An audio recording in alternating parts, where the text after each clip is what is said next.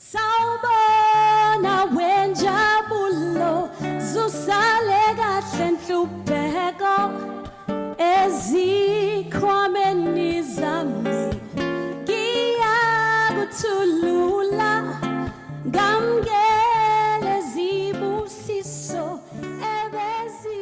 Good evening, ladies and gentlemen. My name is Tiny Mungwe. I work for the Center for Creative Arts, a special project of the Vice Chancellor of the University of KwaZulu-Natal in the College of Humanities. Welcome to the 18th edition of Time of the Writer. It is one of 4 festivals organized by the Center for Creative Art. The other 3 are the Durban International Film Festival, the Jamba Contemporary Dance Experience, and Poetry Africa. It's also our first festival for the year. We're very happy to have you here. I'd like to recognize the presence of the Deputy Vice Chancellor of the College of Humanities, Professor Cheryl Potgieter, all deans present, members of the UKZN executive, heads of schools, alumni. I'd also like to recognize representatives of the National Department of Arts and Culture and Provincial Arts and Culture from the city. I'd like to recognize our colleagues at the eThekwini Municipality's Parks, Recreation, Cemeteries, Libraries and Museums, especially Mr. Tembinkosi Ngobo, the head of the department, as well as Guy Redmond.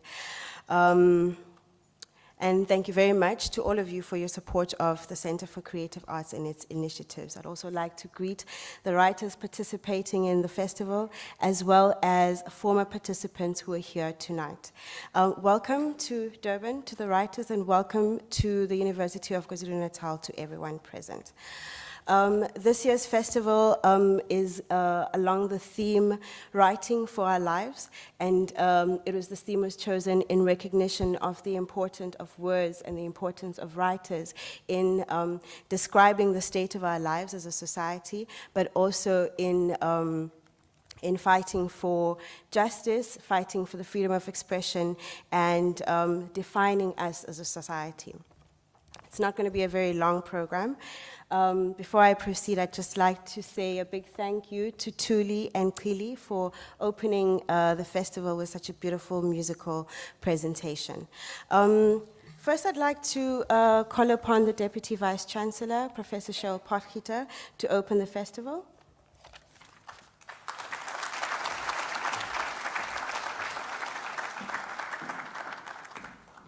Good evening, and thank you, Tiny. Good evening, Durban. I can't see you, but I know you're here. The lights are all in my face.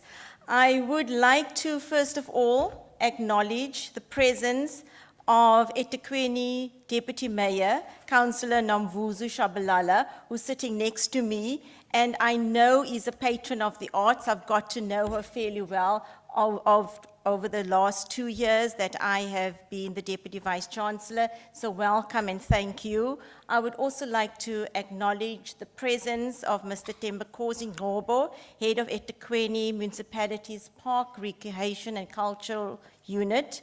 I'm not sure if Mr. Guy Redmond is here, but I would like to acknowledge him and his contribution and his support for the center. He is the Deputy Head of eThekwini Municipality's Parks, Recreation and Culture Unit. I'd also like to acknowledge, I didn't see him, I know him, Mr. Eric Appelgren, who's Head of International Relations at the eThekwini Municipality. I would also like to acknowledge the presence of fellow executives, the deans of the university. I would also acknowledge the alumni, staff of the university, and most importantly, I would like to acknowledge each and every writer here this evening. I looked at the program of writers and I found it very, very interesting. Some of you are alumni of the university, some of you are long-standing friends of the university, some of you are previous employees of the university, but all and every one of you are writers, and I welcome you all over here this evening. This is the 18th time of the Writer Festival at the University of KwaZulu-Natal. And for the past 3 years, it has been a special project of my office. And I continue and will continue to support the Center for Creative Arts, and specifically the festival which we are having this evening. It is also interesting for me, and I'm wanting to put out a challenge to the writers here this evening. It's very interesting that writers come out here every year to the College of Humanities, and specifically the University of KwaZulu-Natal, and you have a relationship with us, and some of you, we have contact with you in various ways throughout the year, but I'm wanting to ask the writers here this evening that during this week that you would consider how, as a critical mass, you could assist us throughout the year with the academic program that we have in terms of the College of Humanities. We have many, many students that are financially struggling but academically healthy. And we find funds for them in different ways, and I would like each and every writer to be able to engage with us, to say to us how you could assist the College of Humanities, and specifically our emerging writers, through the next year or two, or throughout their career with us at UKZN. I have been told and asked to do a brief welcome and not a keynote. So if I was doing a keynote, I would be very tempted to interpret the theme, Writing for Our Lives, in particular ways, and I'm not going to do that. I would, however, this evening like us to acknowledge and remember Andre Brink, who was one of South Africa's distinguished writers who passed away recently at the age of 79. I would also like to acknowledge the passing of Nadine Gordimer, who passed away during last year, and it was after the time of the Writer Festival. But as I stand here this evening, I would also like us to remember the contribution of Minister Collins Chabane, who was killed in an accident, as most of you know, in the early hours of Sunday morning. And he was a supporter and a musician and a person of the arts in his own right. So I acknowledge his contribution to the South African community, and specifically the arts community. Ladies and gentlemen, this festival also reflects the mission and vision of the university, and specifically the College of Humanities. We are proud to support and host this initiative, and for the last 2 years, I have been speaking to a number of writers and asking how could we as a college, and specifically my office, support writers and young emerging writers. I remember 2 or 3 years ago, I had a very intense discussion with Shafinaz Hassim, who was with us as a writer at that point in time. And I would like to announce this evening that my office would be making funds available for a new program, which would be a Writers in Residence program, and it would be to support a young emerging writer. We are hoping that the young emerging writer would also be doing either an honors or master's or PhD with the University of KwaZulu-Natal. We haven't named the Writers in Residence program, and we are going to put out a call for people to assist us in appropriately naming the Writers in Residence program, which essentially would be a scholarship for a person to come and work with the Center of Creative Arts for a year. I finally would like to acknowledge the role that Tiny has played. It's not easy, and Tiny, we know that you work behind the scenes. It's very challenging, but you have brought together what we have here today.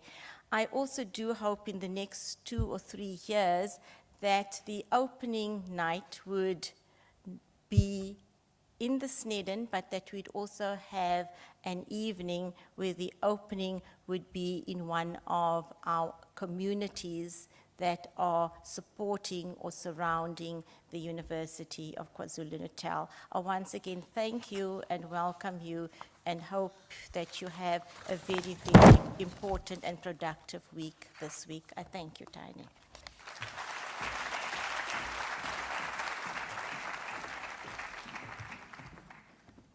Thank you, Professor Parkhiter. It is an honor today to mark the collaboration between the Center for Creative Arts and the City of Durban. This is not a thing that we take lightly. I think many cities around the country and around the continent struggle to get support from the leaders of the city and from the funds of the city in order to get art initiatives off the ground, let alone to support them for something running on 2 decades. We work closely with the Department of Parks and Recreations in bringing about all of our festivals, but the political will that actually makes it happen, we know comes from the top. So I'm very honored to welcome the Councillor Nomvuzo Shabalala and the Deputy Mayor of the city to give a few words of welcome.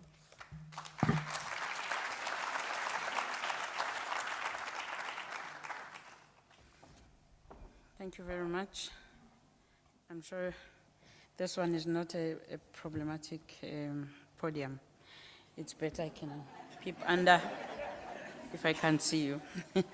Thank you very much, Program Director, to the Professor Albert van Jansveld, Chancellor of the University, and to the Deputy Vice Chancellor of the University, Professor Cheryl Potgieter, a participant of the festival, academics, cultural and creative formations, media contingents that might be present, esteemed guests.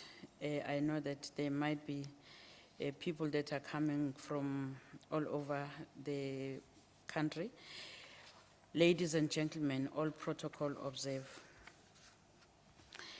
It is a singular pleasure and a privilege to be invited to take part or to welcome you this afternoon.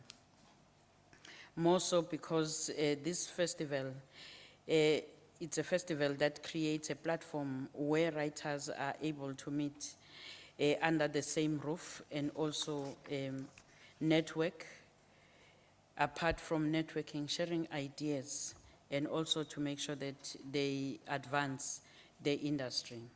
Furthermore, it is aimed to encourage creative expression in young people while functioning as a springboard for the future writers of South Africa. As this particular juncture, the country is faced with a number of challenges. Among them is the mobilization of the young people to subscribe to our collective vision, which informs the country's citizenry. But that can only be achieved through more storytelling. There is a say that says that if you are not telling your story, someone else will tell it as if it's his or hers, and he or she will get away with it without you telling your own stories. So we believe that as the city, this is one area where the contribution of telling our stories will assist our younger generation.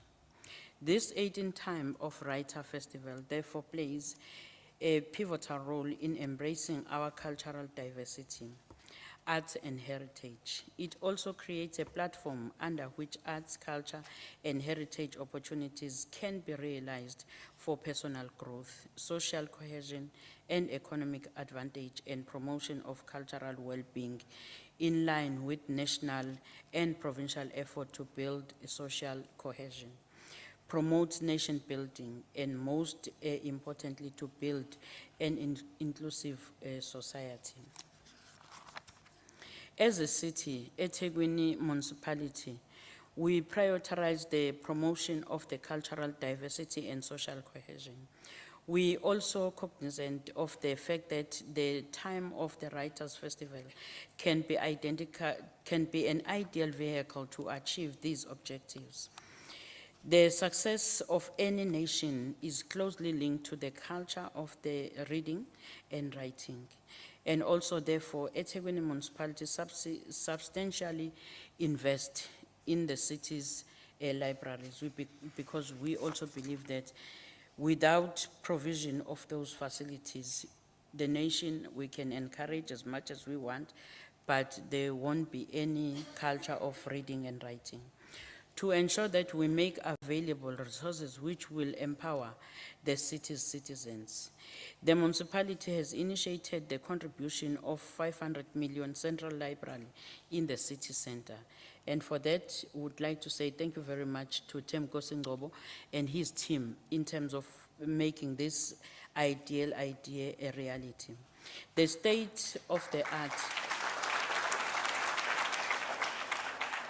The state-of-the-art library is part of the major facelift of the KwaZulu-Natal libraries, in which the Provincial Department of Arts Culture also has contributed amount of 35 million to this particular project.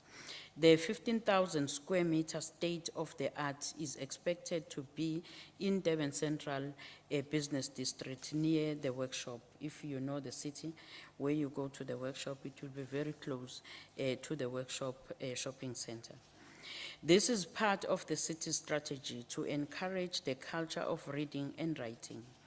Reading serves as a great source of information that opens up the mind to new horizons, develops and shapes a new generation of writers whose contribution to society in relation to culture, heritage, and social cohesion is immeasurable. Program Director, the passing of Andrew Philip Brink in February this year, also, we should also realize that people need to be recognized while they're still alive, because recognizing them posthumously, sometimes it leaves a gap that we did not really say thank you while that person has been alive. And also the sadness that we have received news of losing one of our icons, Philip Colin Chamane, who has been the minister at a national government level. It's also leaving us with a very big void. The writing and creative arts sector is a key industry for social change and nation building. Therefore, it is vitally important that we continue to support events and programs of this nature. As a developmental state aspiring to play a greater role in the shaping of continental and political affairs, we can't ill afford not to take notes and learn from other similar developing countries, such as China and India, which have used the industry to advance political and economical objective in their own respective countries. Program Director, tonight's opening for the 18th time of Writer is in line with the cultural aspirations of the city of providing creative platforms and economic opportunities for established and emerging artists. Sometimes artists, as the country, we don't take them very serious as the people who are also contributing in the GDP of the country. And that should come to an end. That's why as the city we feel that we cannot just leave these platforms really not to encourage the artists to continue to do what they do best. Which is innovative voices, marginalized communities and cultural industry. We also call on the corporate sector to be open to the investment opportunities arising in this industry, because we believe this is also one industry that contributes in making sure that the growth of our economy in our country is realized, because the survival of the creative arts and writing sector is interwoven to other industries.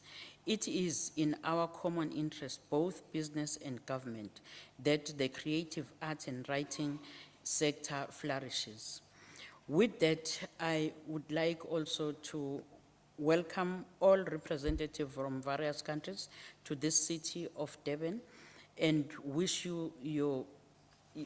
that you stay, your participant in these gatherings will have a result, and also wish you a pleasant stay in our city, but also begging you not to go away without really visiting some of the important sites of our city.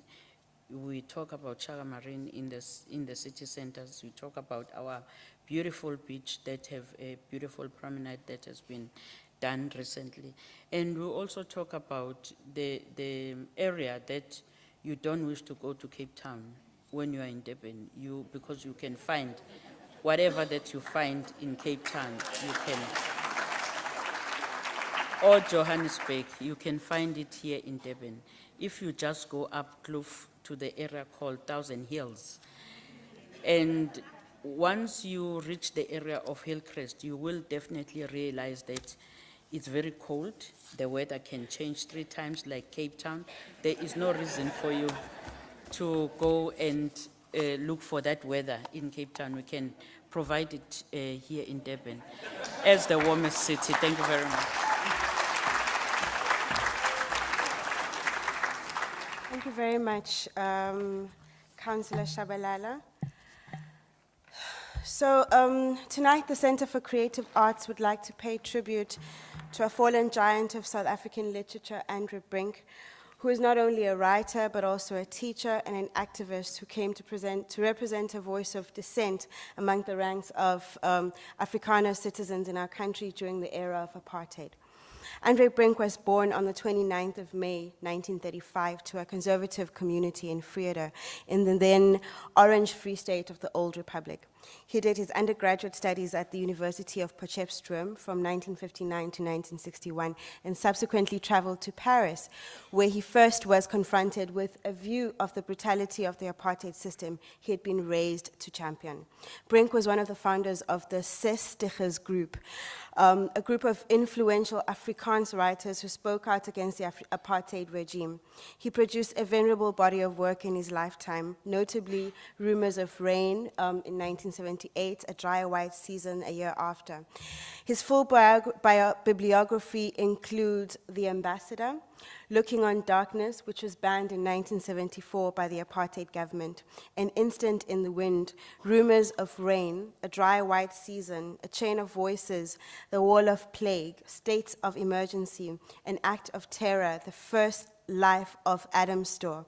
On the contrary, The Imaginings of Sand, Devil's Valley, The Right of Desire, Underkant Die Stilte, Before I Forget, The Other Side of Silence, Praying Mantis, The Blue Door, Other Lives, and Philida. He did a memoir called A Fork in the Road in 2009. In the 2005 edition of Time of the Writer, Andre Brink was one of the participants in our festival. He was a recipient of numerous awards, including, to name a few, there was quite a long list to go through. The Martin Luther King Memorial Prize for A Dry White Season. He was twice awarded national orders in France. And he was also awarded a Monismanian Award for Human Rights in Sweden. South Africa gave him the Order of Kamanga and a Literary Lifetime Achievement Award from the Department of Arts and Culture. This is a very brief synopsis of this man's achievements. Andre Brink died while traveling from Europe to Cape Town on the 6th of February this year. His work will continue to influence generations of dissidents to come, and we hope some of those will be on the Time of the Writer stage. Moving on, keeping with the theme of announcing new opportunities and new prizes in literature, I'd like to call Fiona Khan and Betty Govindan to announce a new exciting prize for KZN literature.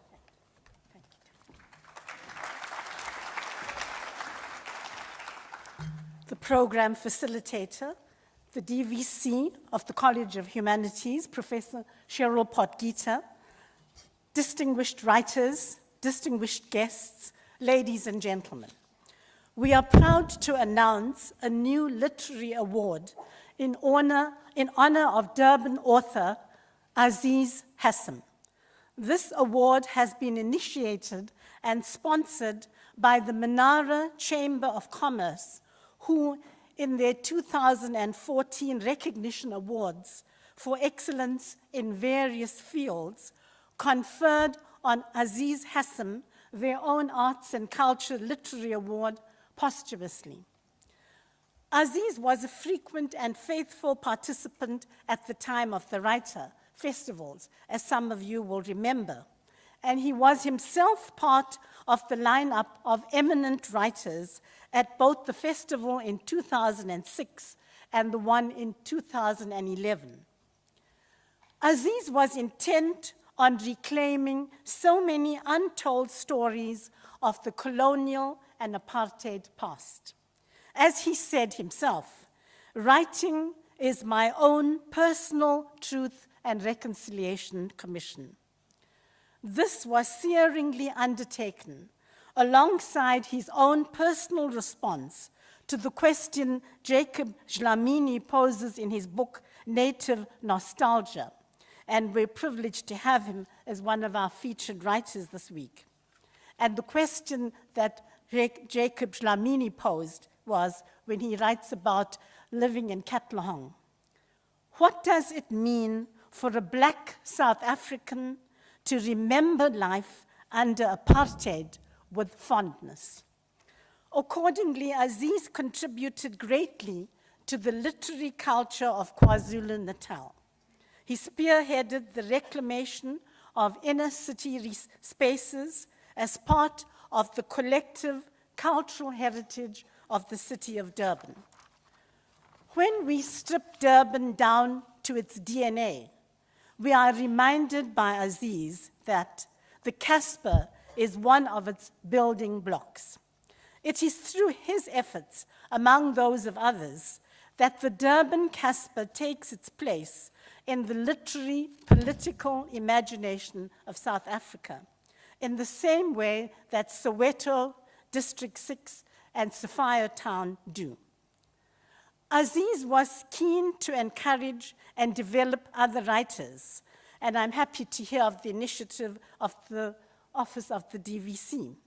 And we believe this award will go a considerable way in continuing his important work. The award is called the Manara Aziz Hassam Literary Awards, and my colleague and friend, Ms. Fiona Khan, a published writer herself, will now give you some of the details of the award. Thank you.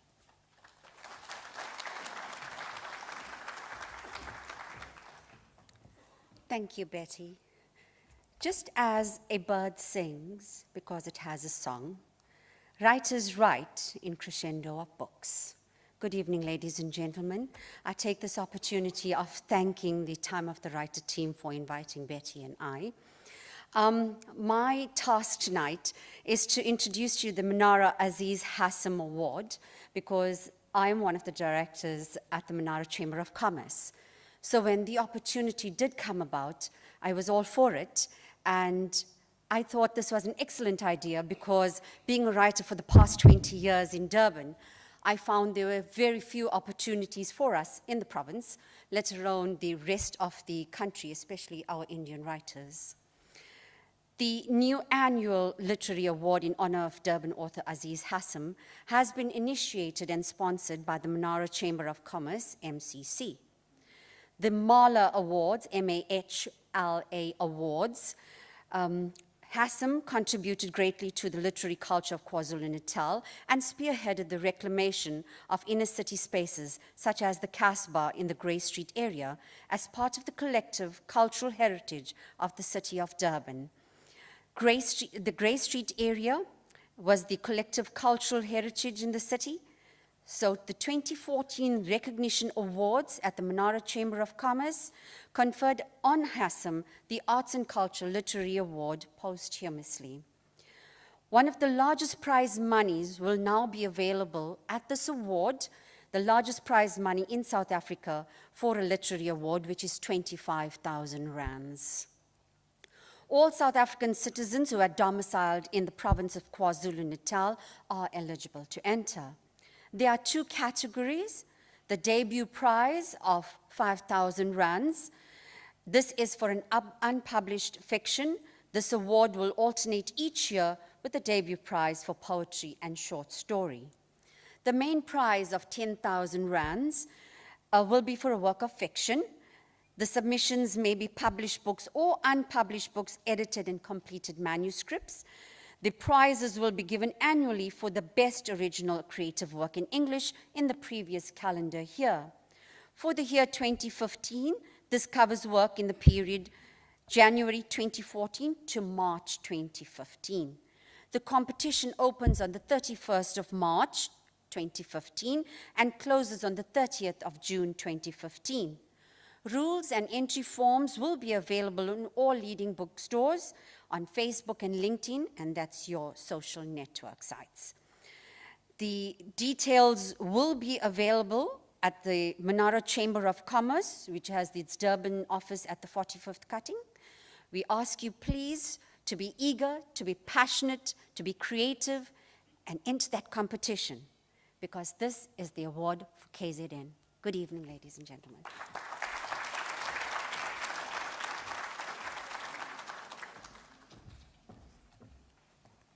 Thank you, ladies, for these good news. So I'd like to just say a few words of thanks while everyone is paying attention. I'll start with the Center for Creative Arts team, who organized this festival and the other three that we do with lots of dedication and passion. Sakile Gumede, Mitchell Harper, Sipindile Hlongwa, Steve Jones, Luke Yubert, Sitembile Koza, Samgelisiwe Mabaso, Sandile Makatini, Sesetu Makinana, Lulu Makutu, Wanda Mkunu, Pumlani Mfekai, Londiwe Mtungwa, Tiny Mungwe, Sipe, that's me.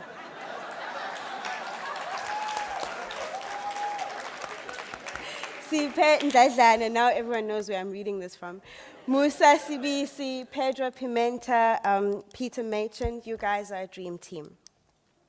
We'd also like to thank support staff at the College of Humanities, Kishore Gobarden, Dane Amuragan, Laki Kili, Michelle Naika, Shengiwe Ngubane, Avril Rahman, Dean Naidu, Nonhlanhla Kunene, Kutu Pemba at HR, Rose Mukai at the DVC's office, Oliso Zulu also at the DVC's office, our amazing publicist Charlene Fassfeld and her colleague Ayanda, the Elizabeth Snedden Theatre team, the team at Artworks, who do the layout of all our publications, as well as Atlas Printers. But most importantly, we'd like to thank our funders.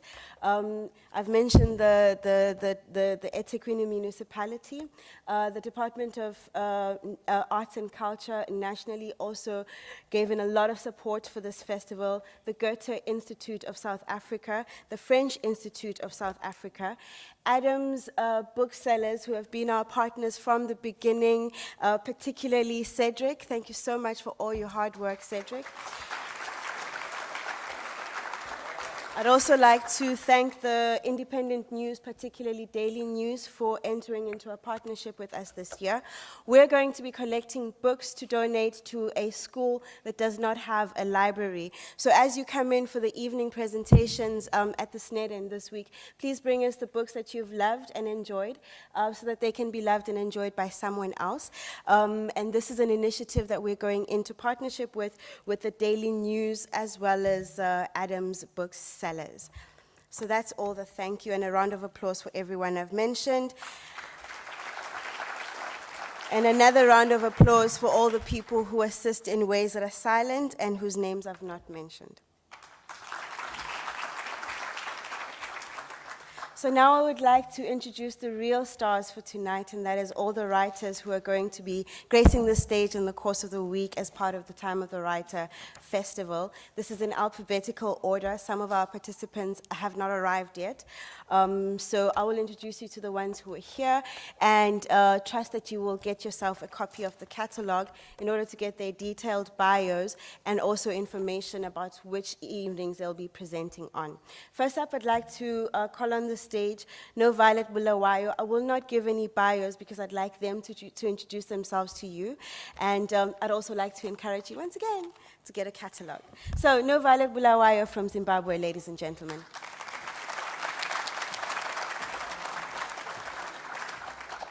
Good evening, and thank you, Deben, for coming out tonight. I just want to start by thanking all the important people, and that is the readers.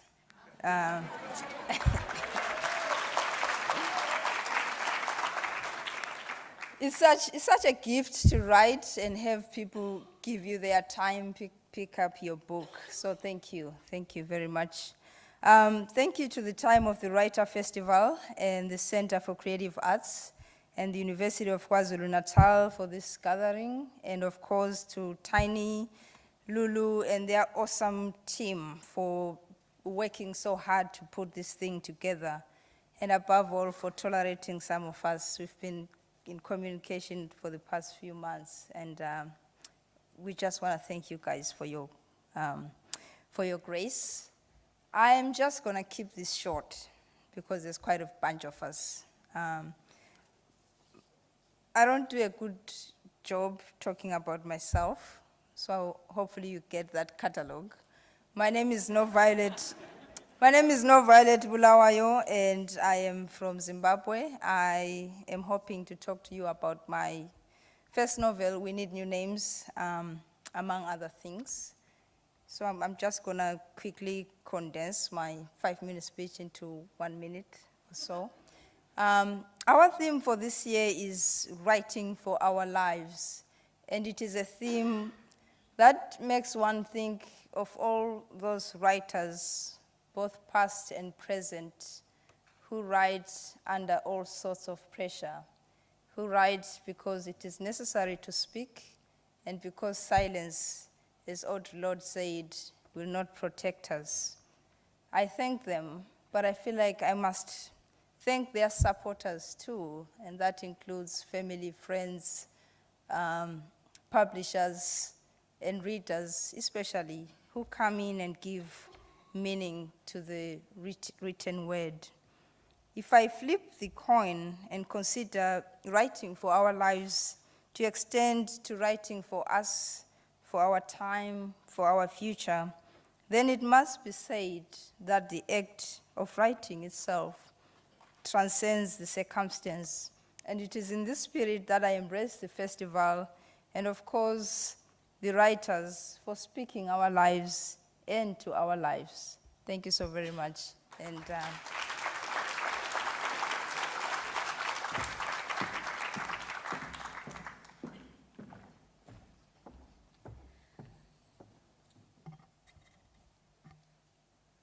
Oh, that was really short, No Violet.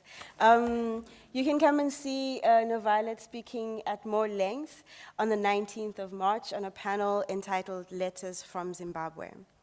Next up, I'd like to call Carol Campbell, a South African writer, to introduce herself.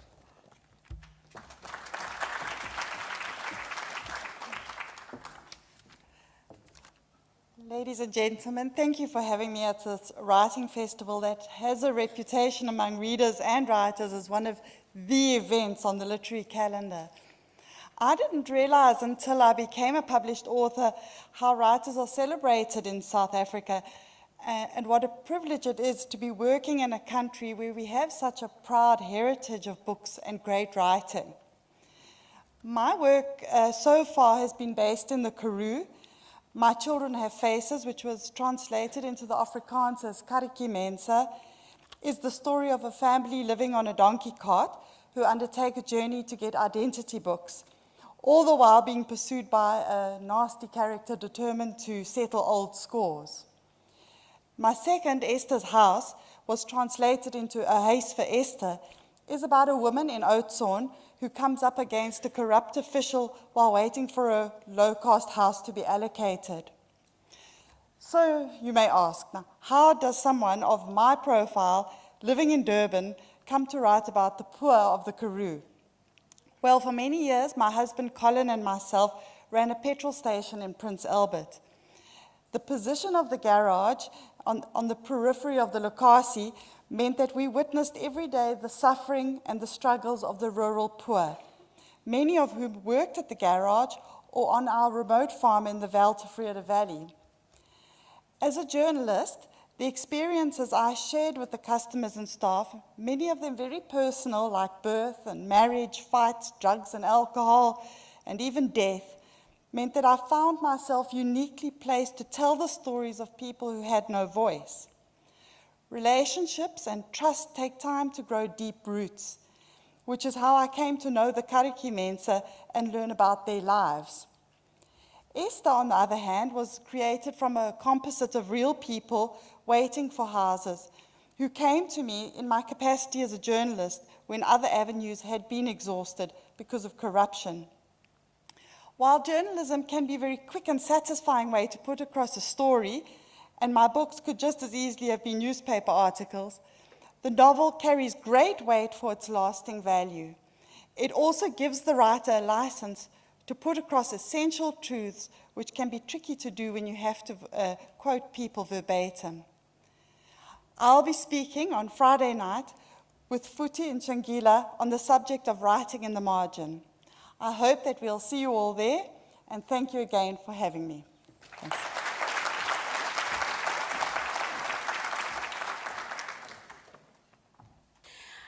Also in the lineup for this year's festival is Imran Kovadia, who will arrive later in the week. He will be on a panel on the 21st of March entitled "The Writer is the Witness." Next up, I'd like to call upon Z.P. Dala, a writer from Durban, to come and introduce herself.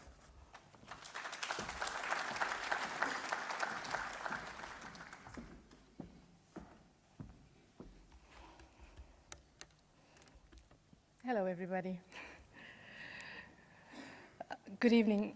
Let me tell you about the pressure that I was under when I realized that I'll be following Imran Kovadia. And then the relief I had when I realized that he wasn't going to be here. And then the pressure I felt when I realized I was going to be following No Violet Bulawayo and Carol Campbell. So it's been a little bit of a seesaw ride for me. Seriously, one of the most relevant and key questions that most people have asked me in the run-up to this festival is, what does ZP stand for? And that's a conversation I'll have to have another time. I think I thought that if it worked for JK and it worked for EL, then it might work for me. But seriously, before I start booking a chateau in the south of France, I have to highlight that writing is beautiful, it's cathartic, but it is a very difficult process. And it is one that is not entered into lightly. I think if you do decide to write and write for your life, one of the most important and key things that you have to understand is that you've got to dig deep and you've got to look at things that sometimes you don't want to look at. Just a little bit about me. I have always loved stories. I think From the age of 6, which is my daughter's age now, I have been telling stories and weaving yarns and telling lies and and writing. I've always written. I think my parents have a little book that I wrote when I was age 6. Back then, when I was growing up, a career in writing was never on the cards for me. I was told to pursue a sane career. I went into the medical field. It was not a sane career. But throughout my career and studies as a physiotherapist and later a psychologist, I realized the value of storytelling and the value of telling ordinary stories in the lives of every person. Excuse me. My love for words as words, rather than just stories, it transcended boundaries and it broke many barriers, the cultural, racial, gender, and barriers of class. And I learned that with the act of storytelling, you can engage with so many people. And there are ordinary people out there with very, very profound stories to tell. These are the people who find beauty in the mundane things, and they find life in the simplest of things. And that is what I most enjoy, talking about these people and their stories. Again, back to the theme for this year's festival, which is Writing for Our Lives, and how it translates to me is that it's apt to my own experiences where storytelling is all about truth-telling, and sometimes you are telling this truth for your basic life, for your survival of your life, and no matter how harrowing it is, when you tell this truth, it has the amazing ability to heal you. It has the amazing ability to be cathartic and to break up the stereotypes that you possibly have been living with for your entire life. A little bit about my debut novel.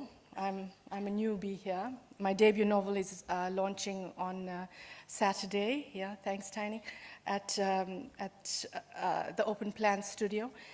The novel is called What About Mira? No question mark.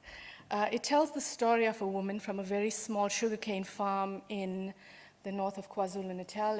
It's a little farm called Tongaat. And this epic spans decades in the life of Mira. This novel takes us into the very secret heart of these farming people. And the little nuances that most of us don't know about. We know the large stories. We know the big, amazing stories. But there are tiny little stories that happen in these little towns that we would love to hear about. The novel then moves into the amazing streets of Dublin. I lived in Dublin for a while, and I found it to be an amazing literary and a very creative hub. And then it moves back into the heart of a very chaotic township in Durban called Phoenix. So looking at place and setting, we learn how this woman who has no voice, who has no opportunities, and who is facing a huge stigma in a very insular Indian community rises above it all, and she strives for finding some light and some life at the end of it all. And I think, having said that, I think in our lives, whether it's in writing or whether it's in living it, that is all we can strive for, is to find the light and to find the joy, even in the mundane and even in the difficult. Thank you.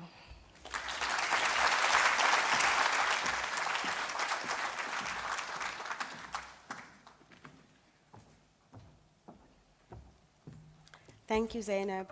I'd just like to encourage you to maybe make note of some of the gems that you hear that you'd like to share on social media, but only after you leave the theater. The hashtag is Time of the Writer. Please share your thoughts with us. We'd really like to see. Next up is a Malian writer, Osmane Diarra, whose translator will be Fataki. We're really happy to have Osmane here with generous support from the French Institute, but also with linguistic support from Bernard de Meyer, who is in our French department at the Pietermaritzburg campus, who's nurturing a very impressive crop of young academics in French studies and does lots of amazing work within the College of Humanities. Yes, please, Osmane Diarra and Fataki for translations.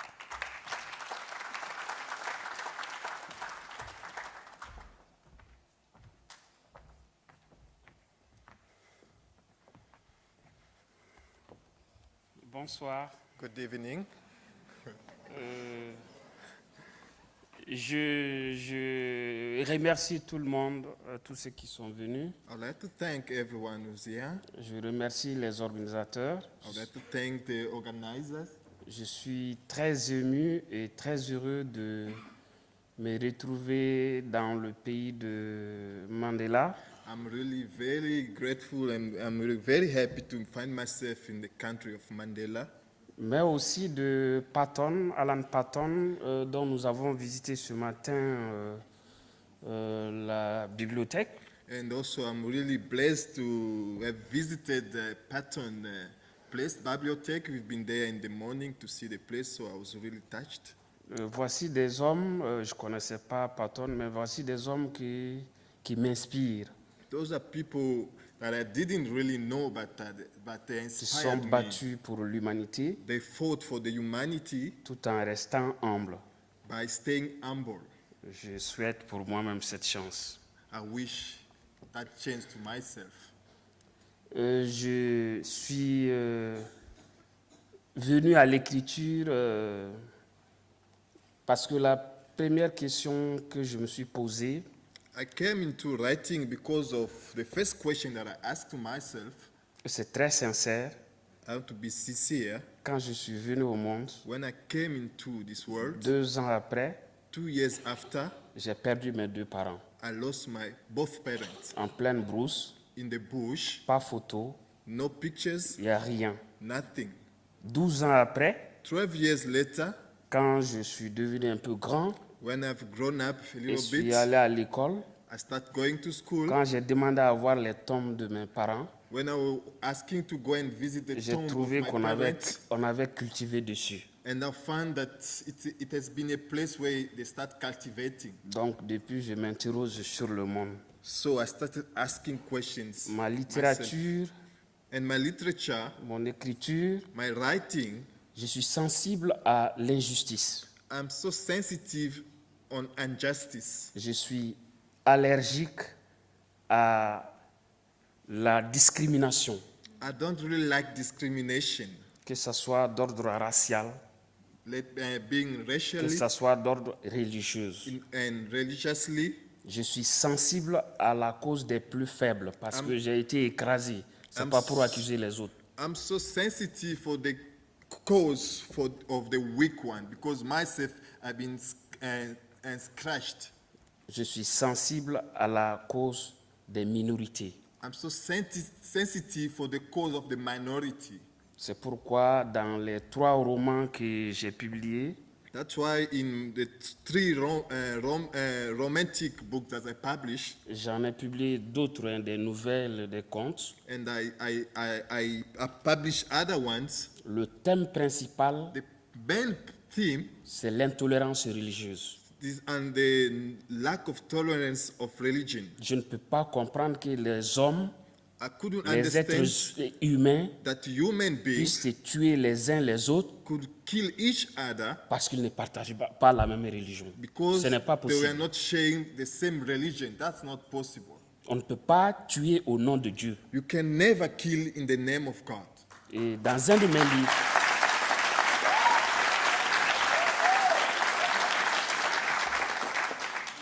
voilà, dans un de mes livres, je vais m'arrêter là, j'ai Vieux Lézard, le personnage dit on ne force pas quelqu'un à emprunter le chemin du paradis.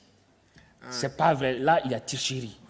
In one of my books that I publish, I'm saying that you can never force someone into the ways of paradise. Voilà, donc mon dernier roman porte sur les malheurs qui ont frappé mon pays.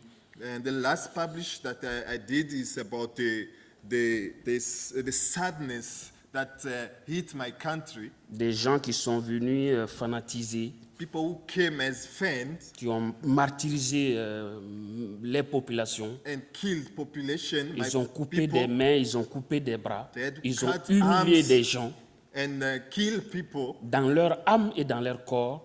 in their soul and their body. Je ne m'attendais pas à voir ça au 21e siècle. I couldn't believe to witness those kind of things in 21st Donc, century. le peu de temps qui va me rester à vivre, je vais me battre contre des choses So de ce for genre. the rest of my life on this earth, I have to fight against those kind of things. Parce que la vie est très belle, trop belle pour qu'on la gâche à des, excusez-moi, à des imbécilités de ce genre. Je vous remercie. So life is so short, life is so nice, we can't waste it on such things that are happening. Merci beaucoup. Thank you so much.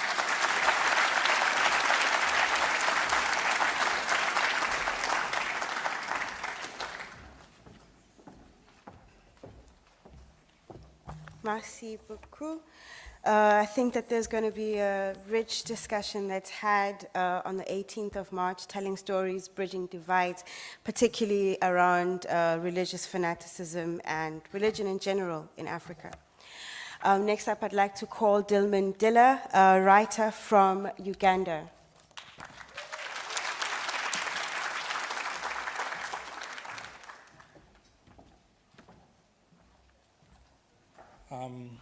Thank you, Tiny. So my name's Dil Mandila, and I'm a writer. I'm also a filmmaker, and I write in many media because a modern writer has to survive. So on 21st, I'll be talking in length about what I do in a forum called Shape-Shifting, Form and the Modern Writer. So if you come, we shall discuss more about how comes I write in many genres. Many genres and many media as well, because I've written romance, I've written horrors, and people always ask me, how do you write a romance novel and then you write a horror? Because, yeah. And then I've written plays for radio, I've written plays for film, and I've published recently my first collection of short stories. Most of it is in sci-fi and fantasy, and it's available out there. So we will talk more on Saturday, if you came by. Thank you.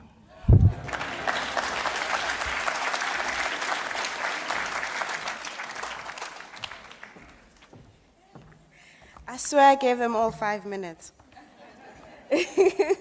Yeah, you can see Dilman Dilla on the panel with Craig Higginson, I believe, Shape-Shifting the Form and the Modern Writer. Also in the festival is South African writer Jacob Dlamini, whose book's Native Nostalgia, his book has been mentioned in the stage here before, and his latest book is Askari. He will be on a panel writing without permission on the 17th of March, which is tomorrow. He arrived this afternoon on a very long transatlantic flight and is taking rest at the hotel. But please come and see him on his panel tomorrow. Also in the festival is Echo Decker, who's not here, who will be on a panel on the 21st of March called Words Weaving Worlds.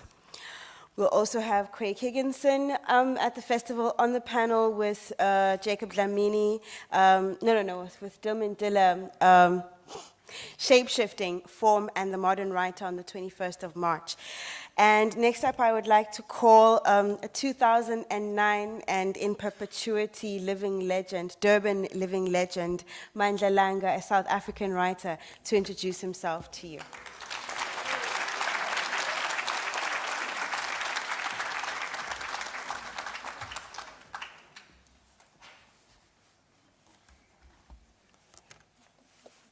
I want to thank Tiny and the UKZN Center for Creative Studies.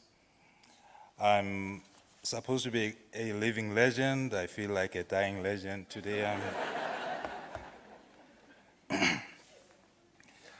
And all protocols observed, as has been said earlier. Today is the 16th of March, and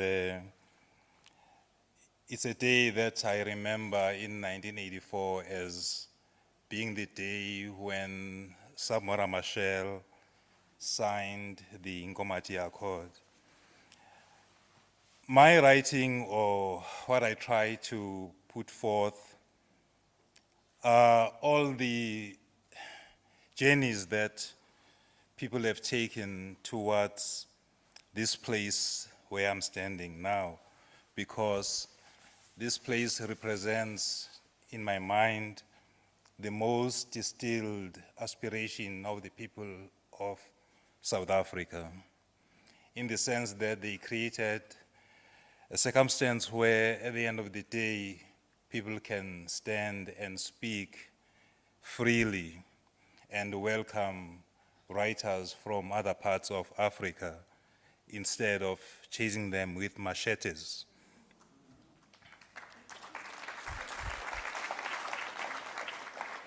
The journey to this torment for me started a long time ago in Durban, when I thought I was going to become a graphic artist or a cartoonist. And I used to write stories and draw them and present them to my friends like Omar Bacha and Mafia Pascal Kuala, the late, who then looked at these cartoons and these drawings and said to me very kindly, "Mandla, don't you think that maybe you should just try and tell a story rather than drawing it?" Which was a very euphemistic way of saying that I was a crap artist.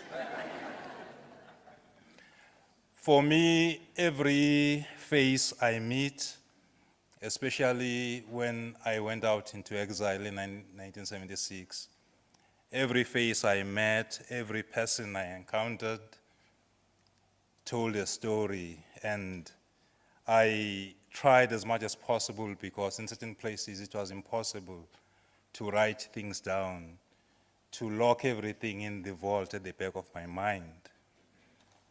And now I met poets, I met writers, people like Wally Sirote, who instilled in me the need to not only write about the liberation struggle, but to write about the contradictions within that struggle, to write about the fact that people are not cut out cardboard figures. They've got loves, they've got lives, they've got betrayals, possibly. They've got humor. And so that has become my stock in trade, so to say. Wally wrote a poem which says "No more laughter," which ends the long, long hours of a series of nightmares that brought us here, with dizzy laughter and anger as empty as fire. Here we are now, and still the news never came. I hope to write in a manner that will bring the news to people. Thank you very much.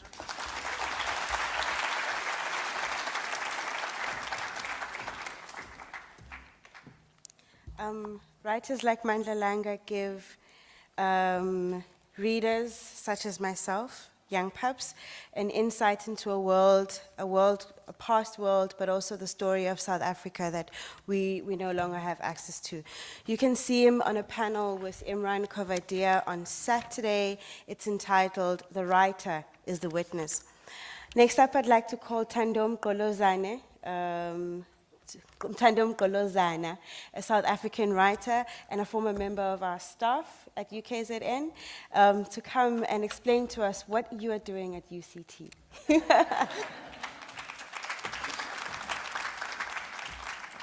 So if there's any reason you should buy my book, it's because I was employed here previously.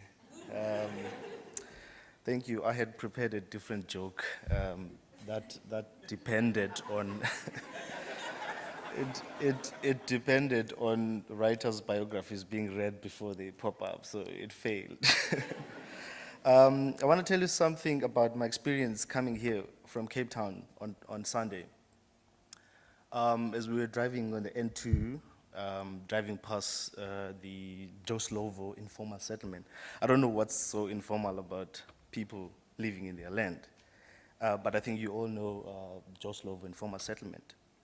So as we're driving there, some of the shacks have been demolished and houses have been built, and some of the shacks remain. And where the houses have been built, it's not houses actually, it's blocks of flats. There's a big painting of Joe Slovo looking out onto the road. And as you drive further down, you get to the shacks, and I saw a group of people, about 15 or 20 people, who were wearing khaki shorts and wearing caps and had backpacks on and had huge cameras aiming at people who were queuing at, to use the toilets at the informal settlements. Something in me moved. I recognized that feeling. I had felt that before. And last night, I was chatting to some of the writers who are here. We were talking about Django, the film. There's a particular famous actor who is there, who I didn't see in that movie when I watched it. So when I got back to the room, fortunately, the movie was playing. And so I stayed up and watched the movie. I wanted to see this famous actor who had this subdued role in the film. I didn't see, unfortunately, I didn't see the character again. The role must be really, really subdued. But what I did see was a scene that traumatized me badly when I had seen the movie, where there are two white men who are sitting comfortably in couches, watching two giant black men tearing each other apart. I think they're called mandingos. They're sitting comfortably, these men are killing each other here, they're cheering them on.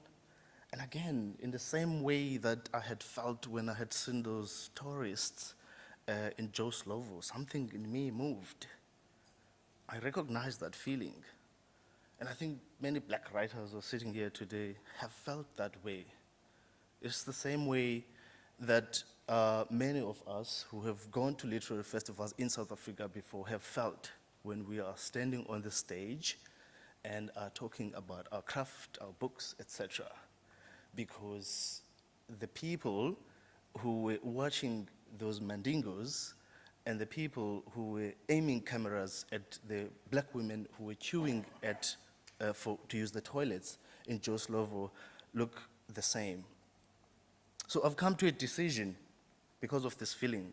It's not a good feeling to go home with. It torments you for hours, for days. You're wondering what you are doing. And the decision I've come to is to not accept any invitations to literary festivals that have got that colonial outlook, that traumatic colonial outlook. That's probably shooting myself in the foot, but that's okay because that's not going to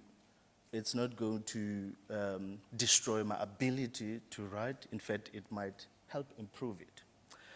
As you would know, look at yourselves, you're beautiful, you look a bit different from what I'm used to, where the audience is normally about 80% white, which makes me feel like a mandingo or a black woman chewing. So this is part of why I am at Time of the Writer now, when I have declined to go to other literary festivals that I was invited to previously. I will be going to one more literary festival in May, and the reason I've decided to go to that literary festival in Cape Town is to say exactly what I'm saying here. I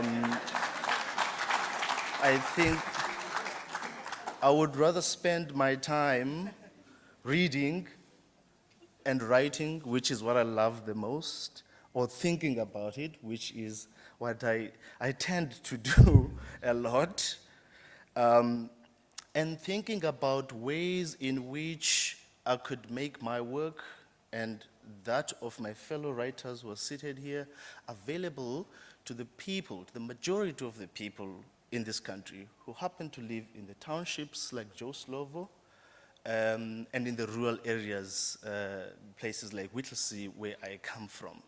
I think that is what I would rather be doing rather than having that feeling. I mean, I'm not having it now, but I have had it many times since 2009, 6 years ago, when I published my first book. What else is there to say? Well, my latest book, Unimportance, is talking about the lives and experiences of black students at a black campus. And that means my writing is not innocent, and I better live up to it. Thank you.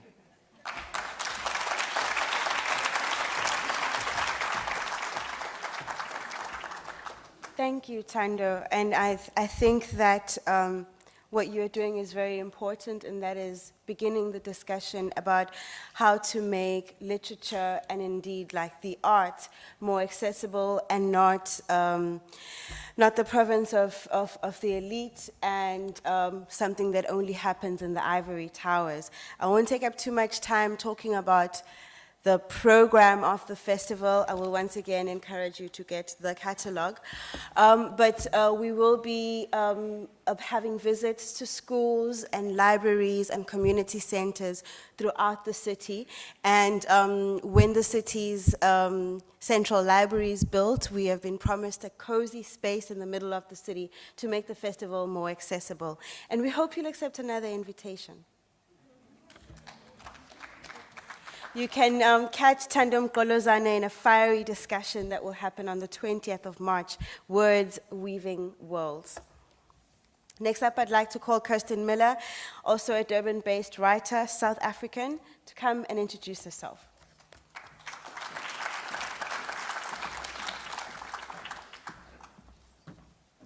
Sanibonani nonke. Good evening, everybody. Language is everything.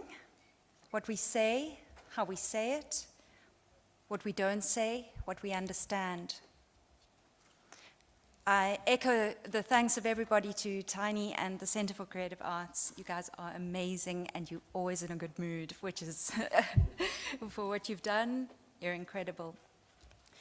Trying to write, or the act of writing and then the process of getting published, is a lot like shooting basketball hoops with a blindfold wrapped around your face.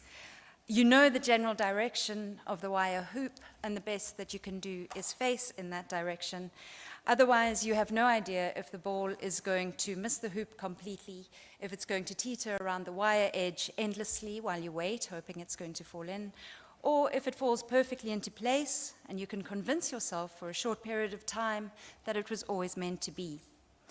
And despite the lack of guarantees and often missing the mark, writing is the thing that I do for my life. And to anyone in the audience tonight who's looking for their answer to happiness, or at least some kind of peace or contentment, I would pose this question to you. What would you do always and anyway, no matter the consequences, no matter the effort, no matter the outcome? What is the one thing that you would choose to do, even if it felt like shooting those hoops blindfolded? And I choose to write for my life because I love words. I love the sound of them, and put together there's a certain musicality, a rhythm to words that my ear is attuned to. And I write because in that musicality lies the essence of our most basic communication, and that is the drumbeat, the dance, and the rhythms that first told us if our neighbors were happy or sad or deeply afraid. And I write for my life because in a world beset with all types of hunger and greed and domination and blame on individual and national and international levels, I still want to see hope and tell about it. I still want to believe that there is no truth, only experience and discourse, and that we frame our worlds accordingly, and so we all collectively create the terrible tragedy and the unbearable beauty that is the human experience. I write for my life because I also want to make friends with death while I still have the time, because I want to live my truth. I want to see love and beauty while I'm still on the earth and live to describe it, and not mind how or when I die. I write because I do need to find a way to say that I am sorry for the violence that my ancestors inflicted on Africa and on her soul and on her people. Ngixolisa. And I write because I am both the victim and the perpetrator in any act of human violence. There are those who want to speak, but they have no voice, and there are those who have a voice, but they have forgotten how to speak. All around me, I see the unjust. I see it in homes, in organizations, in politics, in religion. I write because in my stories, I can say what I want to say, I can explore the voice of the unsaid, I can challenge those who wouldn't hear me anyway, even if I used the voice that I was born with. The world and its beauty, its diversity is so much bigger than I am, and I write because my heart rages. I write for my life because I want to pay homage to what I am grateful for, and the many gifts, the beauty and the courage that all of us have. So if you take away or remember anything about me tonight and about what I have said, I hope that it is only this. The thought that flashed into your head earlier about what it is that you would do, no matter the consequences or the outcome. What are those basketballs that you would still shoot, even if you were blindfolded? Because I would suggest that you do that one thing as much as you possibly can, as often as you can, because therein might lie your answer to some kind of peace. Thank you very much.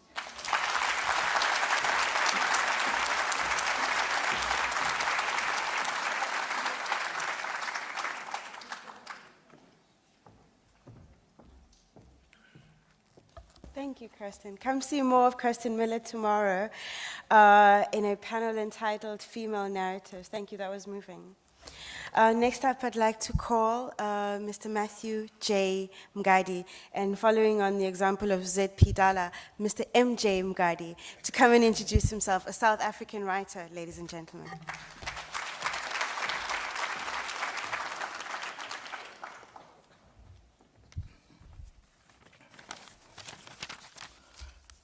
Angiqale ngikhuluma isiZulu ngoba ngibhala ngesizulu. Ngiqale ngaso ba ngibhala ngaso futhi ngiyakholwa ukuthi mhlawumbe mina ngeke ngibhala ngesizulu.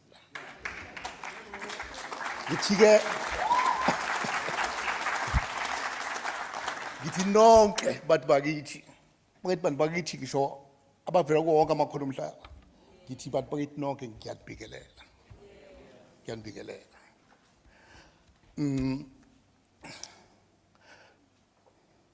Now, today, I feel honored yet humbled because I have never thought that a writer in South Africa, because I am here for the first time, you see, is so celebrated at times, is so honored, you see. This is very encouraging. Yes.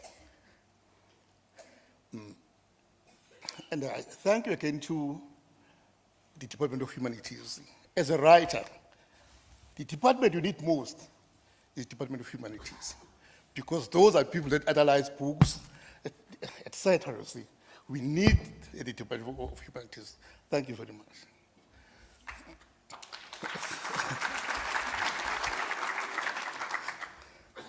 I'm thankful to Councillor Shabala when she tells us that a big library will be built in Durban soon. When you grew up in townships, when townships were established, no libraries were built. No libraries at Umlazi, no libraries at Kwamashu, only big beer halls were built. Yes, only big beer halls. Yes, we couldn't go to the library. When I was young and began to write, starting to write, I used to leave work at 4 o'clock and go straight to Victoria Street Library. I think others do report at library. And I sat down there from 5 to 7 o'clock, wrote my things, because even at home, there was no electricity. I was using a paraffin lamp. So things were so difficult at the time. But in any case, we have reached it. Yes, we have reached it.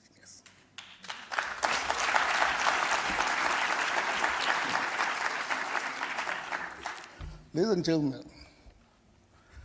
I sometimes laugh when I compare what I wrote years ago and what is happening today. A good example of that is that I have a book I wrote, I think, a few years ago, Yizamtanami.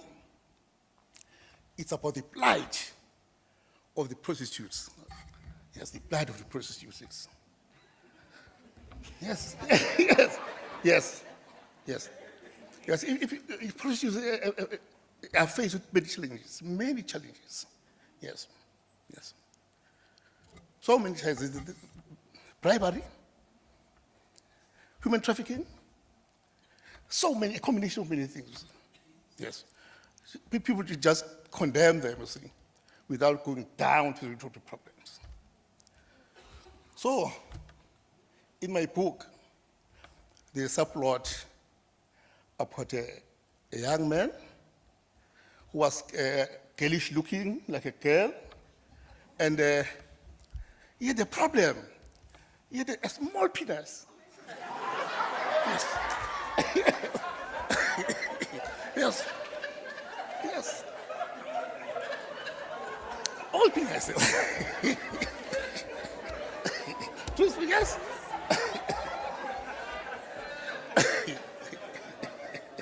Yes. Yes, but we need to write about those things. We need to write our own problems.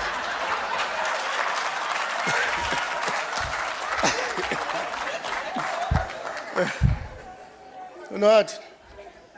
The parents of my character saw a man, fully fledged man, who must have a family, who must get married, but the man was frustrated, and he turned to prostitution. Yes. I say, when I compare what I wrote years ago to what is happening today, I sometimes laugh. Over the weekend, I was reading a paper about what? Penis transplant. He had a problem at that time, you see. Those years he was having a problem. But today, there's penis transplant. Even if that tiny thing, see, can be removed now, and the penis of that person can be blood.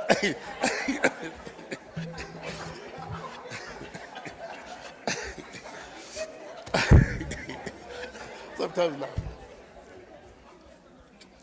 See, years ago, there's a book I wrote titled Ifangufa. One of my characters there is a black widow and a white gentleman. The white gentleman argues that, no, man, if you want to open a business, don't use the African surname. Use the English surname, you see. Because if you use the African surname, people will not patronize your mutual. Today, I live in newspapers.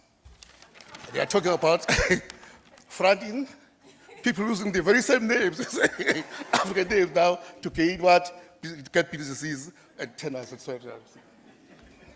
Sometimes, writing, you see, when you compare, you feel happy, you feel grateful, you see.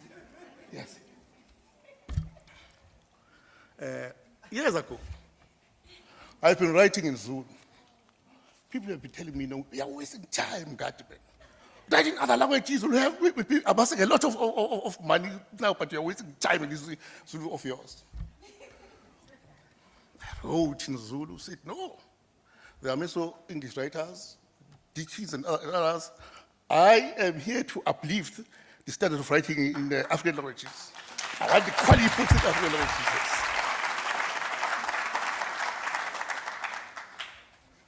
I wrote about the injustices suffered by the people during the past laws. The 1913 Land Act, people were homeless. They were working what was known as isitupa. We work 6 months and we don't get paid because we were living on a farm, you see. I wrote about that. Now, today, after being criticized for writing in Zulu, hey, I am laughing today. Laughing today, a gentleman known by the name Michel Lafon chose my book, took it to France, translated my book into what? Into French, and now I'm venturing into what? Into the new world. Venturing into the new world.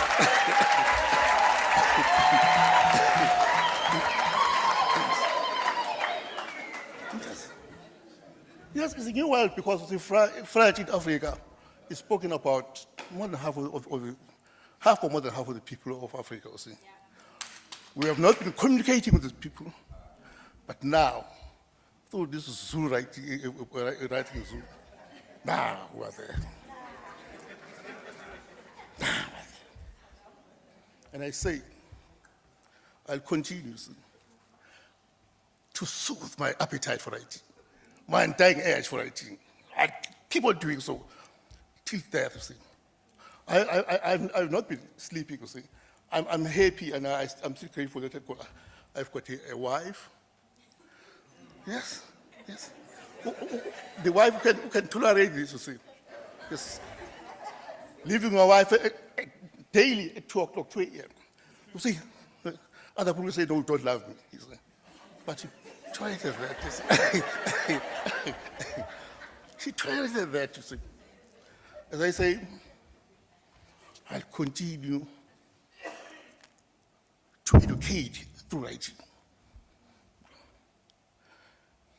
See, I'll continue to inspire others, you see, to good, those who are not good. I continue to inspire them to good and to advise those who do bad, you see.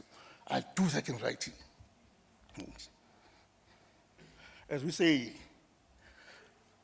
as I live, I'm a witness, and as I'm writing, I'm reporting the generations to come. I'll continue to stimulate debate through writing. See, when I wrote about that man who looked girlish, you see, yes, I was motivating debate about it, you see. When people talk about what is happening today, gays and lesbians, whatever is happening, you see, they don't analyze. They base their ideas on misinformation, yes. On misinformation, yes. And then they end up killing people. See. They don't even talk to them. See. They hate them. They hate that, yes. I'll continue writing, yes, to discourage hatred among the people of God. I'll continue to write to create healthy relations among nations of the world. Yes. If we believe, those who believe in revenge, revenge will never help you, will never solve any problems. Yes. But if we believe, see, in healthy relations, peace and reconciliation, we can go forward.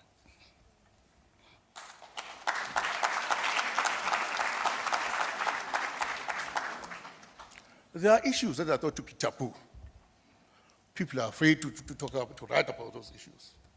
No, we should face the truth and talk about them and write about them. And in writing, we must entertain. See, when I was at school, when I was in primary school, we read one of Andre Breng's book. It was an Afrikaans book. I think the title was Platsak. The book was full of what? Of jokes. I've never been so happy in my life in the classroom. We're always giggling, we're always laughing. Yes. When Adopted passed away, passed on, I feel so sad. There are so many things that made me feel sad. Is that amongst other Africans, they were not even aware that there's a person by the name of Andre Breng. Yes, it's because. Why is that? It's because we look outside South Africa, outside Africa, see. We don't care about our writers, see. One of the writers, speakers was talking about African writers whose books were banished by the apartheid department. We should honor those writers. Not to say every African there was bad, was what. That must be stated through what? Through books. Ladies and gentlemen, I think I was given only 5 minutes now. I've talked about.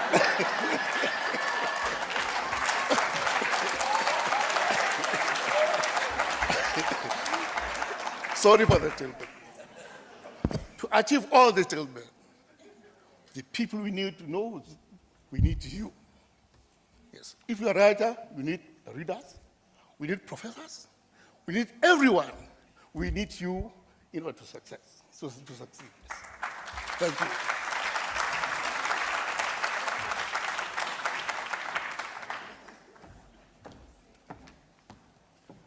Thank you, Babu Mgadi. As he mentioned earlier, his book, Asikho Ndawo Bagiti, has been translated into the French. We also have the honor of hosting the man who translated this work into the French, Michel Lafont. I think he's here in the audience. And you will be able to have a conversation with him about the process of translation for this particular work, but other translation work that he does, and that will be on Book Day, Time of the Writer Book Day on Saturday, which will be happening at Open Plan Studio in Umgeni Road.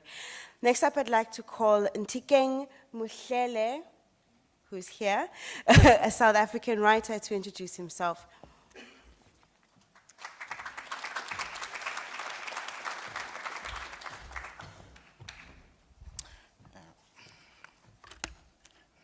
Good evening, people.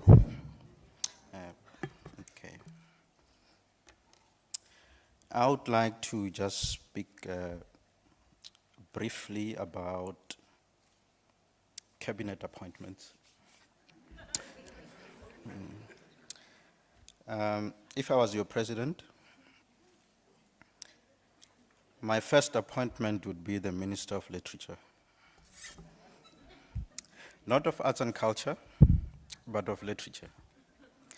Because I think there's a distinction to be made there. Reason being, we speak of a lot of problems, reading, price of books, VAT, access, townships versus developed areas, established stores versus those that aren't established, literacy issues, etc., etc. I am amused and appalled that at human capacity to not realize when systems that they put in place don't quite work.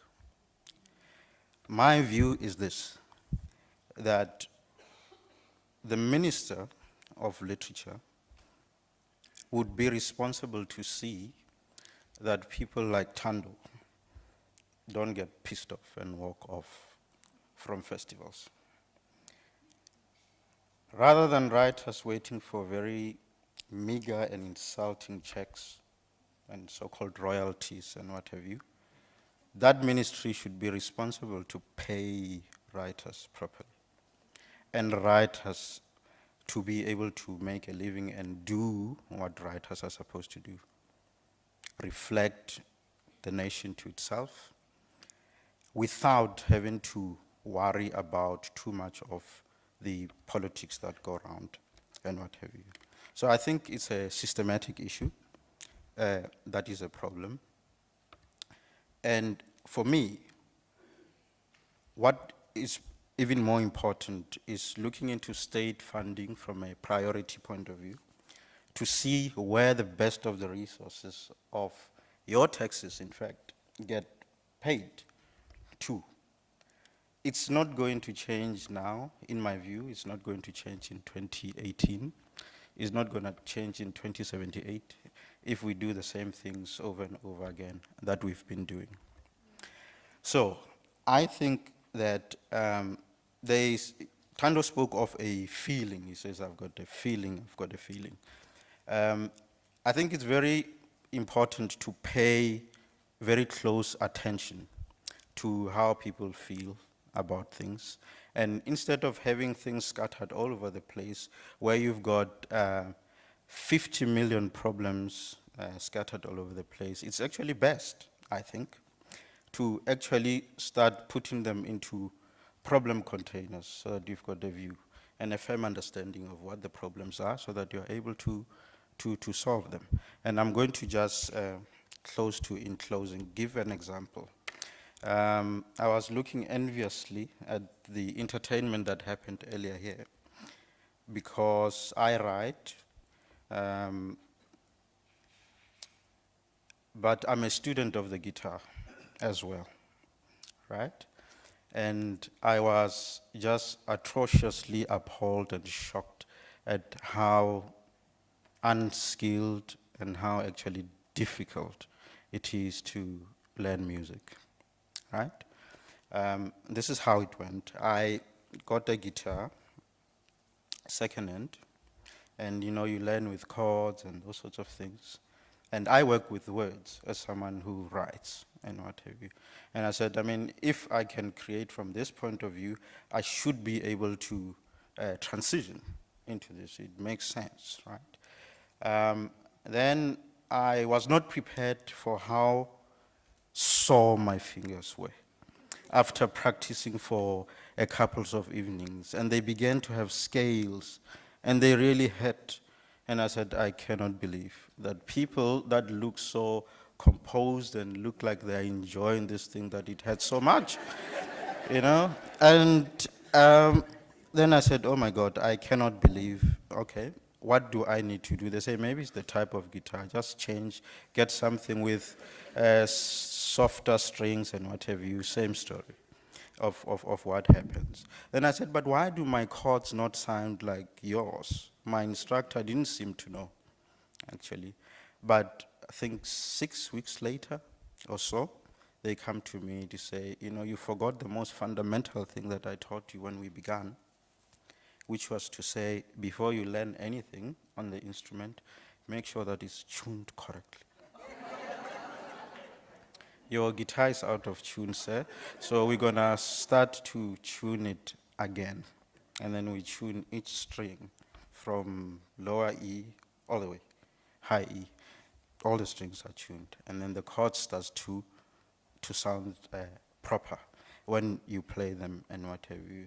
And I said, how come when we're strumming you sound better all the time and I don't seem to be catching up fast as I should with you? He says, because in music we don't just strum, there is time to music.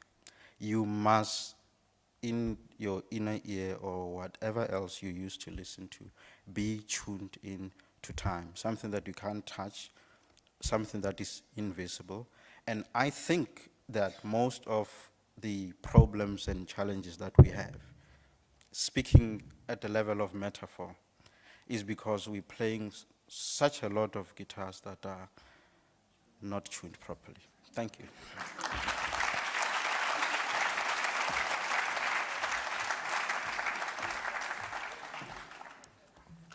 Thank you, Ntikeng. You can catch Ntikeng on the 19th of March on a panel entitled Blurring the Lines, Memoir and Fiction, but also at Open Plan on the weekend. We will be doing the KZN launch of Rusty Bell at Open Plan on Saturday. Ntikeng might not be there, but his publisher will, and you'll get a chance to get a copy of the book and to hear more about the book. Thank you, Ntikeng.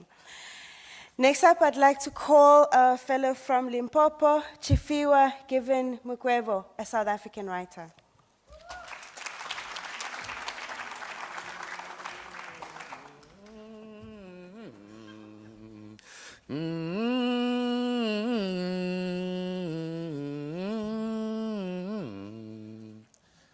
Lokobera.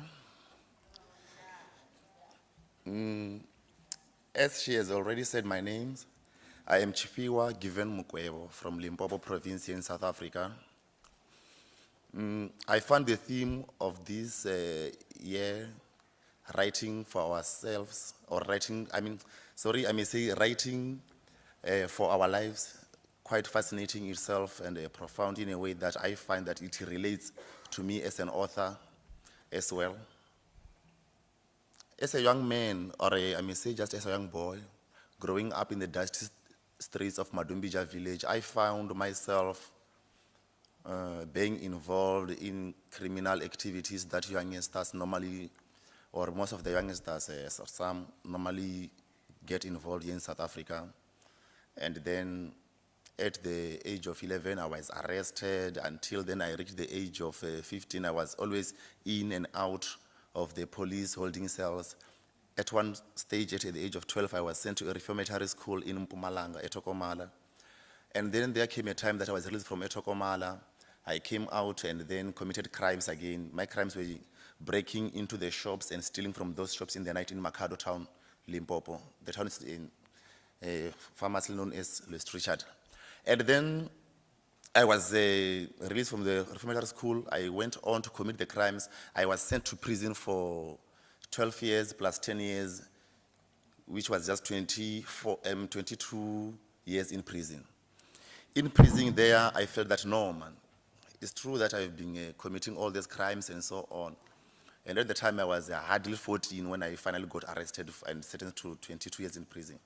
And then what is it that I can do, maybe just to find that other youngsters who are busy committing crimes out there do not maybe find themselves committing crimes and find themselves spending like an 11 year, which I spent in prison myself from the age of 15 there till when I was released on 2010, 11th of November.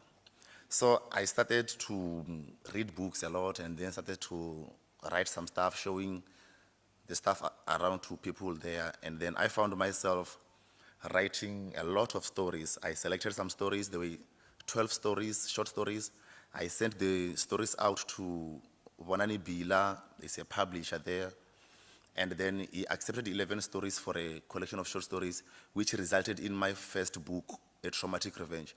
That book was published on 2011, just immediately after or on my release from the maximum security prison where I was spending most of my time. And the book is this one.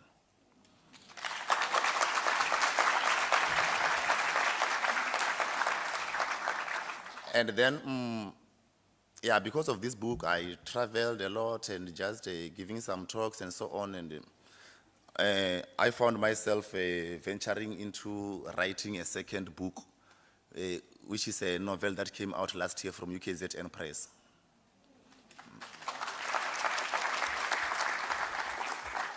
So the novel, The Violent Gestures of Life, is partially based on my life. So as it's partially based on my life, it also takes us again to just a discussion or, yeah, definitely, blurring the lines, mema and fiction, that I will be with Ntikeng Muhlele, the one who was here. So, like, whenever people read my work, they always have a problem or maybe a question or maybe just wow, yeah, this young man has been in prison and then he's outside now, he's writing some books and so on. When we read these books, they read like autobiographical material and so on. So, of course, some parts here are based on my life, and then as such, we will also, I think, be tackling those issues, I and TK, not maybe on my books, but that generally as such, as to, I mean, it is for the reader, I think, and how does the reader come to draw a line between the factual areas in the book and fiction as such. So all I can say is that I thank the organizers of Time of the Writer for inviting me to participate in this year's event as such. And then my first book, I think, is not out there. And then I think let me just say that from tomorrow, I will bring plenty of books and give them to the bookseller of the first book as well, so that it might also be available alongside the first one. Now, well, thanks.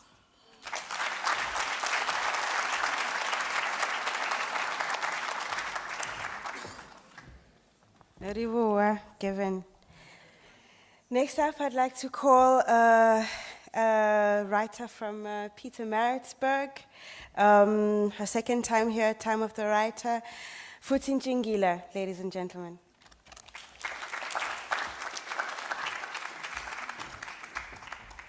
Thanks, Tony. Sanibonani. My name is Futhi Njingila. I'm from Maritzburg, and I was a student here at UKZN, and I'm very happy to be here with everyone. When I heard about the theme of writing for our lives, I was inspired because I think what I do, besides the work that I do full-time, is that I feel like if I wasn't writing, then I wouldn't be honest to myself. So when I'm writing for my life, and I'm writing for the lives of girls like me who started out with nothing, girls who sleep with one eye open should they be turned into victims, and lolitas. When I write, I am free. I don't ask permission. I get to validate what I see beyond what is said. I get to be all of it. I get to be a mess of contradictions, an angel and a sinner, a demon and an avenger, a protector of girls who are frightened and confused, living with broken adults, familiar with broken dreams. I get to tell them that with your dark-skinned and all things perceived black and demonic, you are queens after all. And I do this because I feel that if we don't talk about what happens, especially these days, you hear a lot about rape of children, not just women, but children who are at the age of 5 years old. Sometimes you hear of months or days. And that's why we have to write, because we're writing our lives. As women especially, I know that there's issues with men as well, but as women especially, I feel like we're under attack of some sort, under sexual attack and sexual assaults that we see. So I write for my life. Thank you.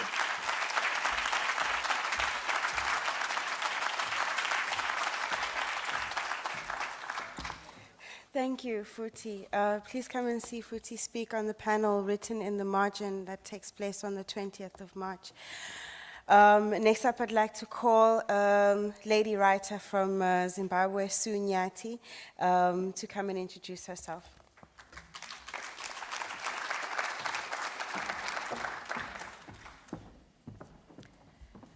Good evening, everyone. My name is actually Suoluhle Nyati.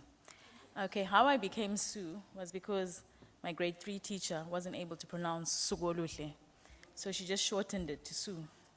So as I grew up, the name Sue stuck. And so when I was getting my debut novel published, the dilemma was, what are we going to write there, Suoluhle or Sue? And so, because I've been known as Sue for most of my life, Sue won. But otherwise, I am actually Suoluhle Nyati. I was born, bred, and buttered in a city called Bulawayo, across the border.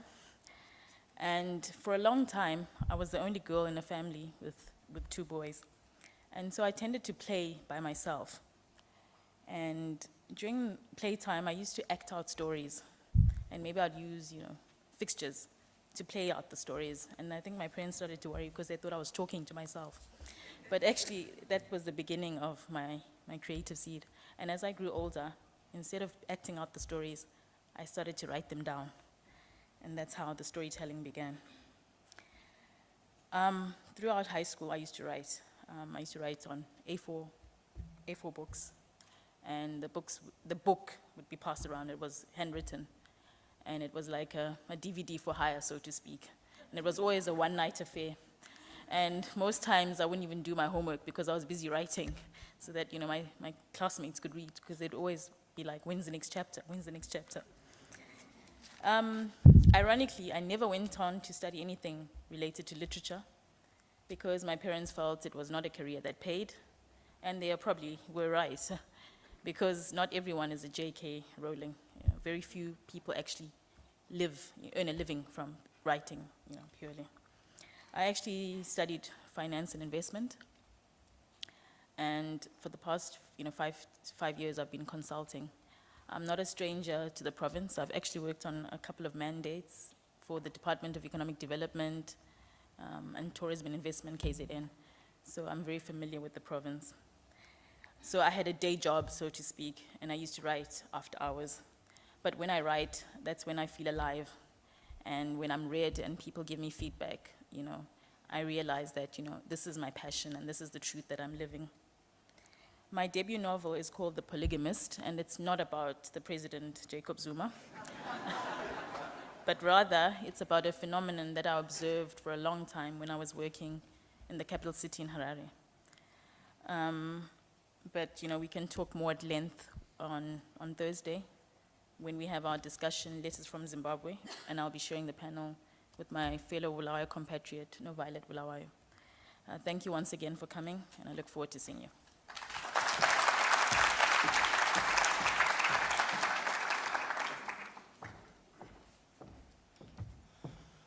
Thank you, Sugoluhle. Please be sure to see Sue on the panel Letters from Zimbabwe on the 19th of March. And we have 3 writers to go. First, I'd like to call Charlotte Otter, based in Germany, but actually a Maritzburg girl, and also a former UKZN alumni? UCT. You just had fun at UKZN. Please come and introduce yourself.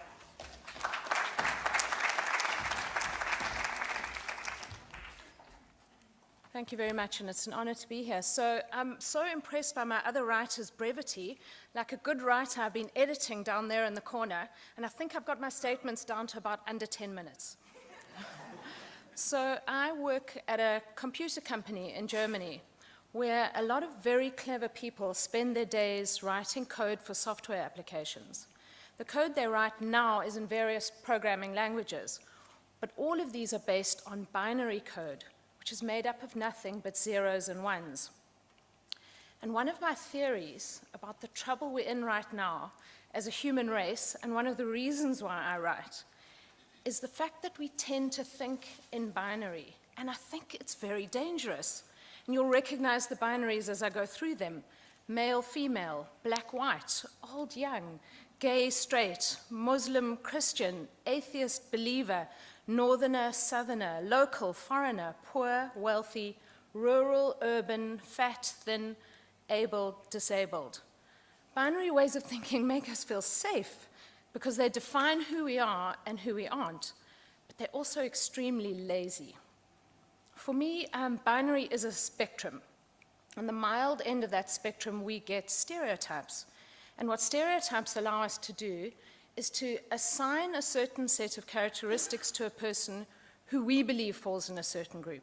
So if you ever hear someone saying they about a group of people and making a reductive assumption about the characteristics of those people, then you know they're stereotyping. And as writers, we have to fight the urge to indulge in stereotypes, no matter how convenient they may be and how easily they might ease the plot of our novels. And to do so, we have to address our unconscious biases. The other end of the spectrum, and one that is much more dangerous, is othering. Othering means defining others by their difference to us, and deciding that that difference means they have less value than us. So in South Africa, we have intimate experience of the dangers of othering. Our previous government ran a huge state-sanctioned, legally inscribed othering project called apartheid. And Germany, where I now live, ran a military-industrial othering project that we now call the Holocaust. So if stereotyping is lazy, othering is lethal, and it's born out of fear. But what both reading and writing offer us is the insight to break this lethal cycle and to see the humanity of others in those of different faiths, in those with different skin hues, in those from other lands, in those who are female and not actually less human, in those who are citizens of countries our governments might choose to be at war with, and in those whose circumstances are materially different from our own. We all think and breathe and love and cry and sweat and bleed. We all dream and hope and pray for the well-being of our children. We have so much more in common than we allow ourselves to believe. What writing forces us as writers to do is to reflect on the rich inner lives of others, even if they are unpalatable human beings. And reading opens us to a world where people who seem vastly, almost unrecognizably different from us are just as human on the inside as we are. So for me, reading and writing, and why we're here at this amazing festival this week, is to talk about the fact that there are radical acts of empathy that enable us to break the shackles of binary thinking, and not other people out of our own fear of difference. Reading and writing teach us that each individual life is rich and complex and nuanced, just as our own lives are rich and complex and nuanced. These radical acts of empathy crack open our hearts, and we stop saying they and start saying us.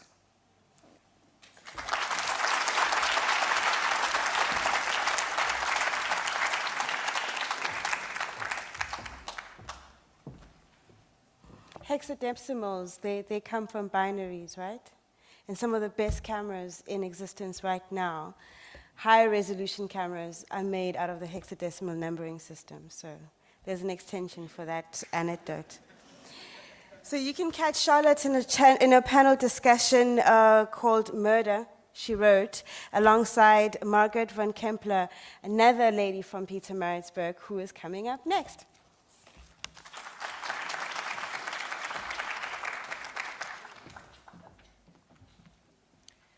Thank you, Tiny, and hello, everybody. I've been following Time of the Writer, really, for the last 18 years, but this is my first time on this side of the lights.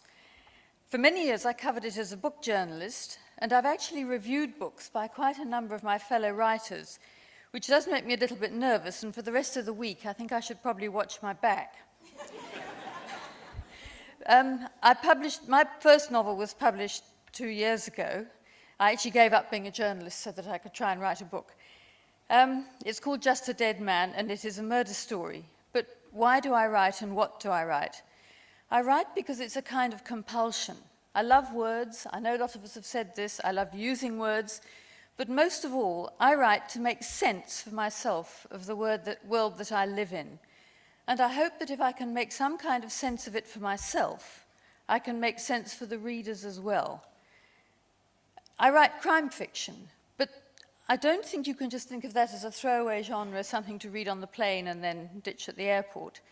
It actually holds up a very accurate mirror to a society. It can expose all the fault lines. In my Just a Dead Man, I'm dealing with issues such as xenophobia, South Africa's own racial tensions, and the manipulation of history by the people in power. But I hope I do it in a way that's accessible to a general reader and is actually quite light-hearted. Popular fiction, just as any other writing, has a story to tell. And at a time when so many freedoms, and not only the freedom of expression, are being threatened around the world, writers have a responsibility, in whatever genre they choose to write, to hold that mirror up to society and show society where the dangers lie. It's not the primary role of writers to offer remedies. We actually want the reader to do some of the work. But writers must engage with the society they're writing from and that they're writing about, and challenge the reader to think while they're being entertained at the same time. In many ways, here in South Africa, we're luckier than in a lot of places. We can write what we like, up to a point. Inevitably, and I think all writers know this, we're constrained by what the market wants from us. But we must never forget that this freedom that we have has been fought for, and it can only ever be as strong and as permanent as those in power want it to be, and we have a role in making sure that we keep it. If what we write is not accessible to readers, either from overt censorship or, and it's been touched on, I think, by Mr. King, reasons of cost, where readers can't afford to buy books, then that freedom is actually going to be negated. So writing and reading is actually for all of our lives. Thank you.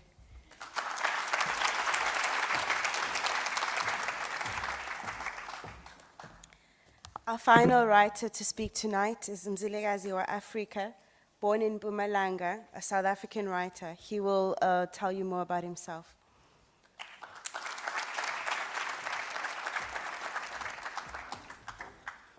Good evening, everyone, and thanks to the organizers for Time of the Writer, the sponsors for putting their money where it's valued most. I'm a first-time writer, although I've been writing for years as a journalist. One gentleman by the name of Jim Rohn once said, "Rich people have got big libraries, while poor people have got big screen TVs." I'm a poor man, but I believe my library is bigger than my TV because I fell in love with writing from a tender age. Growing up in a rural area, I come from a village where during those dark days of apartheid, the only thing we had was playing soccer. And then we managed to get like your Jim Atlee's chess, copies of Jim Atlee's chess books, Sidney Sheldon. We'll share amongst ourselves along the village. Until 2013, I decided to write my memoir titled Nothing Left to Steal.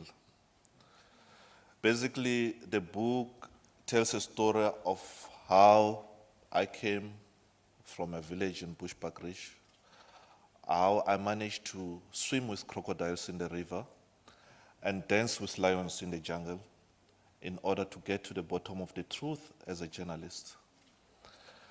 How I survived all the dirty tricks in the new democracy where I was arrested, I've been harassed, my phone was bugged. I've been called all sorts of names, but still survived. Mark Twain once said, a patriotic someone who supports his country all the time, but his government when it deserves it. I'm that kind of a patriot. And I believe that tomorrow we're going to have a good time and the forum, Writing Without Permission. I would love to see you guys tomorrow so we can have a very interesting and engaging discussion. Thank you very much.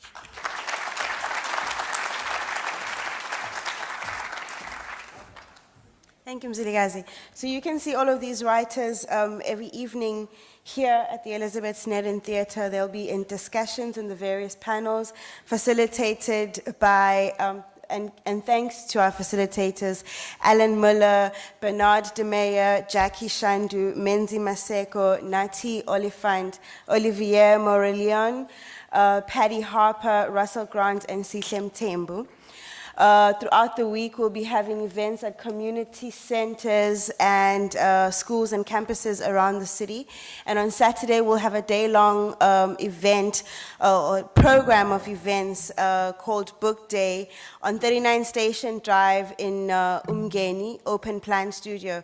There will be a series of workshops under the label of Publishing Forum, information and discussions around publishing and how emerging writers can get themselves involved in the business of literature.